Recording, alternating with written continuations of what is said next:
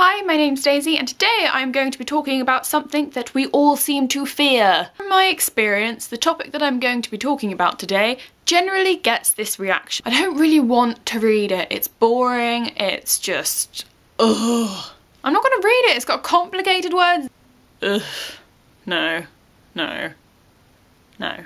I'd much rather just read something from now. Can you guess what I'm gonna be talking about? It's classics. Now, I will admit, all those things that I just did, I used to say. I used to be very anti I don't want to read a classic book. It's gonna have complicated language. It's not relevant to my time. It's from the past and they were completely different then. Classics are held in this such high esteem that it's like that's the grandeur of writing.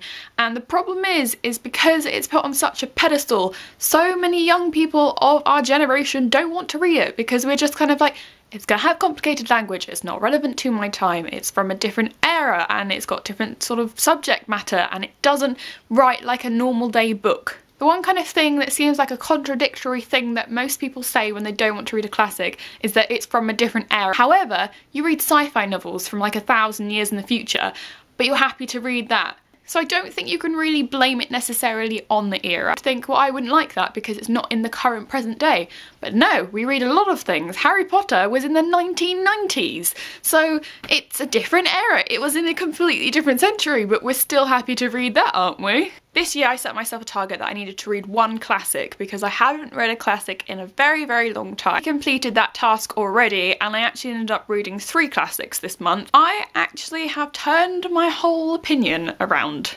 I read Pride and Prejudice by Jane Austen, which is obviously a romantic novel. I read Test of the D'Urbervilles by Thomas Hardy, which is pretty much, the only way I can describe it is, in this book, pretty much just bad stuff happens, so it's not really got much happiness. It's kind of about like the downfall of like humanity and society.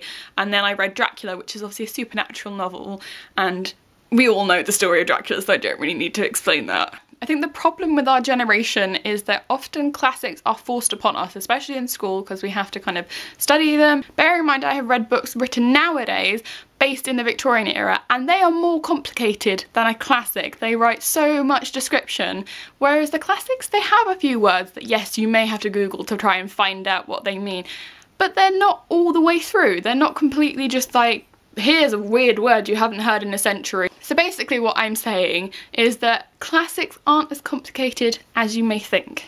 Obviously we keep the classics in high esteem, like I said, but the problem is that if we're not actually going back and reading the classics, then they're not really going to be then formed as classics. Does that make sense? Because they withstood, out of all the books in the whole entire world, these are the things that are select and they are important to our history and our heritage, and these are great books and they have been great books for years and years and years. But if one day we just stop reading classics, then how are they still meant to be in that great high esteem and they're meant to be these are great works of fiction if we're not even reading them? I don't mean that all of a sudden Jane Eyre is going to go, and it's no longer a classic, by the way.